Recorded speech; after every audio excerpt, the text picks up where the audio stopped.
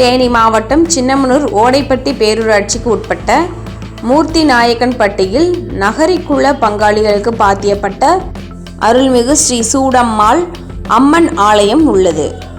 இங்கே ஒவ்வொரு ஆண்டும் ஏப்ரல் மாதம் 27, 28, 29 தேதிகளில் காலை சுமார் 6:45 மணி முதல் 6:52 மணி வரை சூரிய ஒளிக்கதிர்கள் கோயில் கருவறையில் அமைந்துள்ள அம்மன் சிலை மீது படும் அபூர்வ நிகழ்ச்சி நடைபெற்று வருகிறது.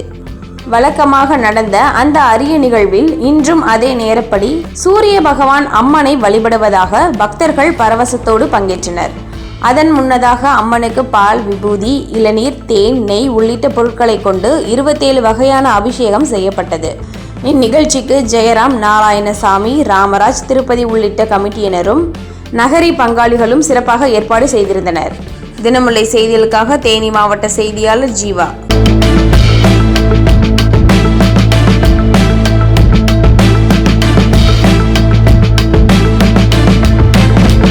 செய்திகளை உடனுக்குடன் தெரிந்து கொள்ள தினமுல்லை நியூஸ் தமிழ் சேனலை சப்ஸ்கிரைப் பண்ணுங்க.